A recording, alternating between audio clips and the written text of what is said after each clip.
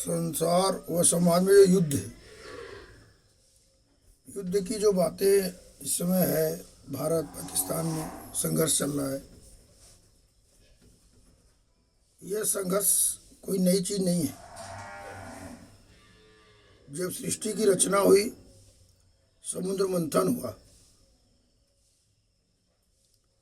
तो उसमें देव दानव दोनों लोग मिलकर समुद्र मंथन किए। तो मंथन के समय अधिकार दोनों का बराबर था, जितना देव का था उतना दानव का। सब तमाम चीजें निकलती गई, सब लोग लेते गए। फिर अमृत निकला बाद में, उस अमृत के लिए युद्ध हुआ। अमृत सतयुग में हुआ, जिस समय पूरा उस समय सतयुग में मतलब सारे लोग सदगुणी थे, सभी भगवान समान थे, और उस समय युद्ध हुआ।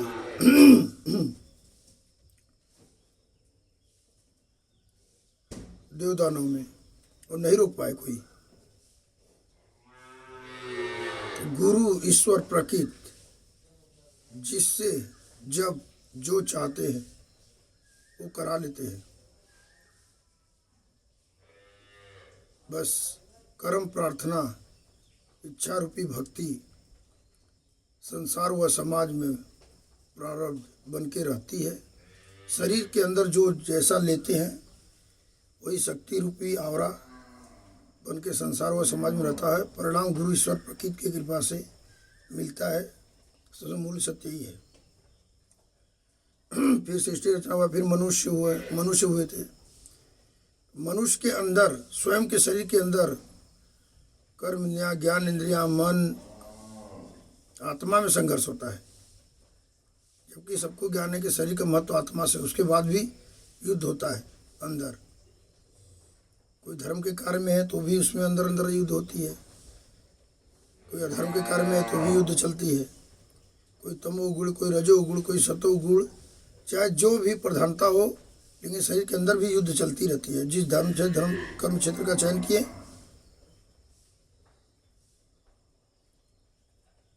और उसको भी रोक नहीं पाते, बराबर बीच बीच में चलती रहती है। फिर त्रेता युग आता है। राम भगवान होते हैं, रावण होते हैं। दोनों ज्ञानी थे, भगवान समान थे। तो वहां पर भी युद्ध होता है धर्म अधर्म की, और उसको राम भगवान थे, नहीं रोक पाए। सीता माता के अंदर संघर्ष हुआ और किसी वस्तु से मोह हुआ, हिरण से। जगत जननी माता थी, इतने समझाए राम भगवान लक्ष्मण, लेकिन नहीं। आज भी उस तरह की तमाम घटनाएं होती हैं। किसी जिद पे कोई अड़ जाता है, करने के लिए होता है, फिर वो अशांति काल बन जाता है। फिर आता है द्वापर युग। कौरव पांडव की युद्ध होती है। कृष्ण भगवान शांति के कितने रास्ते अपनाए और रोक नहीं पाए। तो गुरु ईश्वर प्रकृति की जो है, कुछ पूर्व जन्म में किया हुआ कर्म प्रार्थना इच्छा मनन चिंतन, तो कुछ वर्तमान में रहन सहन खान पीन संगत में कर्म प्रार्थना इच्छा मनन चिंतन किए हुए परिणाम के स्वरूप गुरु ईश्वर प्रकृति की कृपा से वो कार्य होता है। फिर कृष्ण भगवान कितने रास्ते, लेकिन नहीं हो पाए। फिर महाभारत होता है, युद्ध होता है। आज भी वही युद्ध होता है। जो बाप पैदा करता है पुत्र को, बाप पुत्र में जो युद्ध हो जाता है। भाई भाई में युद्ध होता है, जबकि एक ही पेट से पैदा हुए हैं। तो देश देश में युद्ध होता है। आश्रमों मठों में युद्ध हो जाता है, आपस में बेचारे टैली नहीं करती हैं। तो यदि गुरु ईश्वर प्रकृति की कृपा बनी तो युद्ध रुक सकता है, यदि कृपा नहीं बनी तो युद्ध होगा। और रही बात जिस कर्म क्षेत्र धर्म क्षेत्र में गए हैं, युद्ध जितने वेद पुराण शास्त्र है, चाहे किसी भी धर्म को हो, चाहे वेद सनातन हो, चाहे हिंदू हो, चाहे मुस्लिम हो, चाहे सिख हो, चाहे ईसाई हो, सारे में युद्ध है। यदि युद्ध उतने महापुरुष भगवान समान थे, नहीं रोक पाए, तो आज के पुरुष मनुष्य क्या रोक सकते हैं। स्वयं के शरीर के अंदर युद्ध होता है, उसको नहीं रोक पाते आदमी। बराबर कभी कभी चलती रहती है, जो अशांति के कारण बनता है, तो समाज के क्या रोक सकते हैं। बस वही आप जो करेंगे, कर्म प्रार्थना इच्छा रूपी भक्ति, वही आपका प्रारब्ध बनेगा। अंदर जो ले रहे हैं किसी भी विधि से, श्वास के द्वारा, खून से, जैसे भी, वही आपका शक्ति रूपी आवरा बन के समाज और संसार में रहता है। अभी हाल में जैसे युद्ध हुआ पहलगाम में, तो उसमें है कि गांव में नहीं होते, आतंकवादी आते हैं, पूरे घर के पूरे बच्चे तो को भून मार देते हैं। युद्ध का कोई न कोई रीजन होता है, लेकिन परंतु कारण कभी ईश्वर अपने ऊपर नहीं लेते हैं। समाज की जनता को ही, मनुष्य को ही जिम्मेदारी ठहराते हैं, ऐसा कार्य करा देते हैं जो कि युद्ध का कारण बन जाता है। उसी तरह शरीर में कुछ ऐसा चीज ले लेते हैं जो बीमारी का कारण बन जाता है। तब गुरु ईश्वर प्रकृति की कृपा है, बॉर्डर पे गए हैं, युद्ध हो रहा है, यदि कृपा बनी है तो कुछ नहीं होगा, नहीं वो कृपा बनी, वीरगति को प्राप्त हो जा रहे हैं।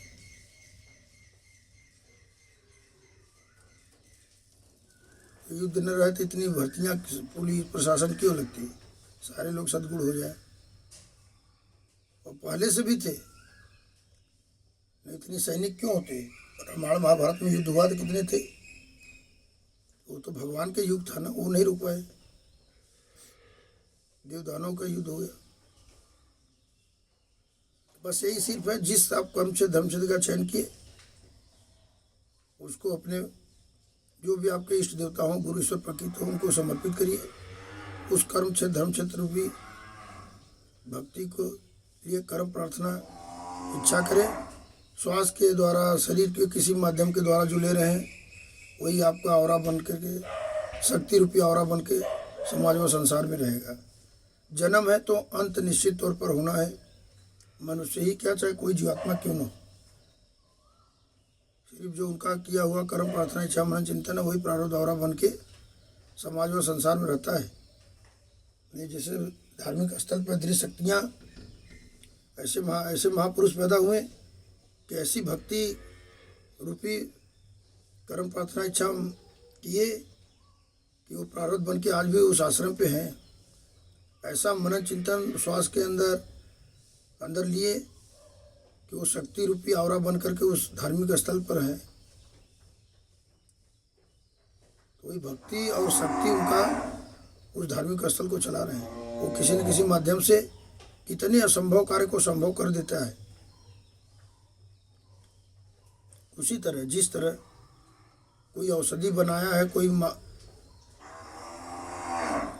वैज्ञानिक, पुरुष, महापुरुष, पुरुष तो है तो वैज्ञानिक है, महापुरुष भी तभी पुरुष से महापुरुष हुए, नर से नारायण हुए, कर्म प्रार्थना इच्छा मनन चिंतन से ही तो हुए। तो औषधि लेते हैं, वो औषधि से शरीर सही भी होता है, कभी कभी नहीं भी होता है। तो इसी तरह जो वेद पुराण शास्त्र में मंत्र है, उस मंत्र के जप करने से सफलता मिलती भी है, कभी कभी नहीं भी मिलती है। यदि मिलती तो जो उस मंत्र का खोज किया आज भी वो जिंदा रहते। वो मंत्र का खोज किए, ऐसा कर्म प्रार्थना इच्छा मनन चिंतन किए, क्योंकि जो भक्ति रूपी प्रारब्ध और शक्ति रूपी आवरा रूप में वो औषधि, वो मंत्र आज भी हैं, उसका प्रयोग करके मनुष्य व जीवात्मा ठीक होते हैं। पेड़ पौधे में बीमारी लगती है, दवा छिड़की जाती है, बच भी जाते हैं, सूख भी जाते हैं। मनुष्य दवा लेते हैं, बेड पे पड़ जाते हैं, ठीक होकर के घर भी आते हैं, शरीर के ऊपर आत्मा छोड़ भी देती है।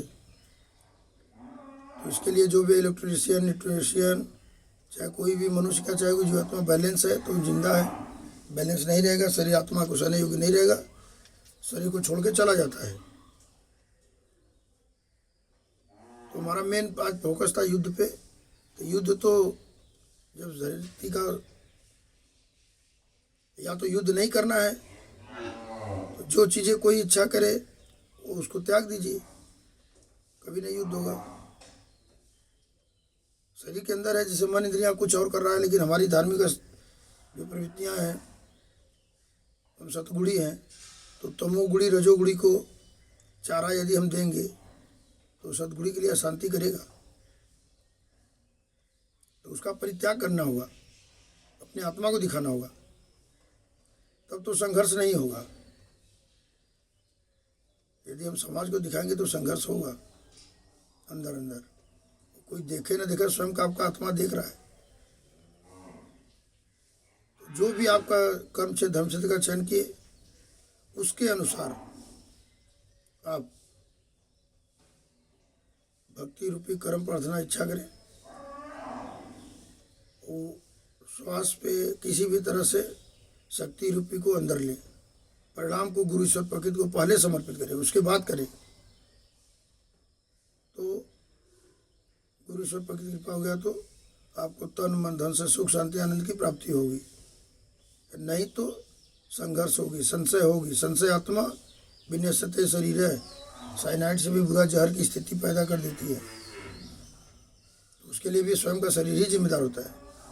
अस्पताल में नौकरी आदमी करते हैं, कब कौन बीमारी लग जाए कोई भरोसा नहीं। तो गुरु ईश्वर प्रकृति कृपा है, आपका कर्म प्रार्थना इच्छा रूपी भक्ति प्रभावशाली है।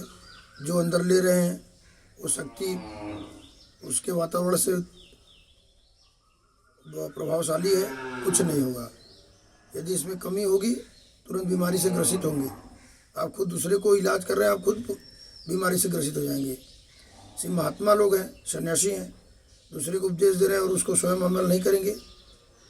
उनकी उस कर्म क्षेत्र धर्म क्षेत्र के अनुसार भक्ति रूपी कर्म प्रार्थना इच्छा प्रभावशाली रहेगी, तो उसी तरह का उनका प्रारब्ध बनेगा। शक्ति रूपी अंदर जो ले रहे हैं उसके विरुद्ध अनुरूप लेंगे, उचित रहेगा। उसके विरुद्ध लेंगे, अशांति होगी, असफलता मिलेगी, संघर्ष होगी। चाहे वो पुरुष हो, चाहे महापुरुष हो, चाहे नर हो, चाहे नारायण हो, कोई भी जीवात्मा। श्री हरिओम, श्री हरि शरणम, श्री हरिओम गौ माता, श्री गुरु वीतराग परमानंदेश्वर महादेव, हर हर महादेव। तो ये हमारा संघर्ष ये युद्ध के लिए ही था कि यदि कोई समझा रहा है उस पर मनन चिंतन दोनों लोग करें तो संघर्ष नहीं होगा। यदि नहीं करेंगे, अपने मन का करेंगे, तो फिर जब भगवान लोग नहीं रोक पाए तो आज की पुरुष महापुरुष नर नारायण या भगवान कहाँ रोक सकते हैं। यदि बातें मान जाए, आत्मा की बातें मन इंद्रियाँ मान जाए, तो युद्ध कहाँ होगी, कभी नहीं होगी। नहीं मानेगी तो युद्ध होना है, कोई नहीं रोक पाएगा। इधर समाज के पुरुष महापुरुष जो बोल रहे हैं उस पर यदि अनुरूप आज भी चले तो युद्ध विराम हो जाएगा। नहीं होगा तो फिर युद्ध होना है, कोई नहीं रोक पाएगा। और ये जब एक कोख से पैदा हुए बच्चे को होते हैं, आप बड़े होते हैं, आपस में संघर्ष होती है। जो पैदा करता है उसी से संघर्ष युद्ध हो जाती है। तो समाज की जनता है, अब जो भारत का कश्मीर है वो भी अमृत है ना। अमृत के लिए युद्ध जब सतयुग में हो गया तो आज तो कलयुग है, वर्तमान है। भूत भविष्य जो भूतकाल में भविष्य में हो रही घटनाएं क्यों हो रही हैं, जैसा हम भूतकाल में किए हैं वो वर्तमान प्रधान होगा तो उसी तरह प्रवृत्तियाँ हावी रहेगी, फिर वैसा ही भविष्य होगा। तो जो किया हुआ पहले का है भूतकाल वर्तमान काल का, वो आज वही भविष्य में हो रहा है। घटनाएं आए दिन हो रही हैं। गुरु सब प्रकृति जो जिसे चाह रहे हैं वो करा रहे हैं।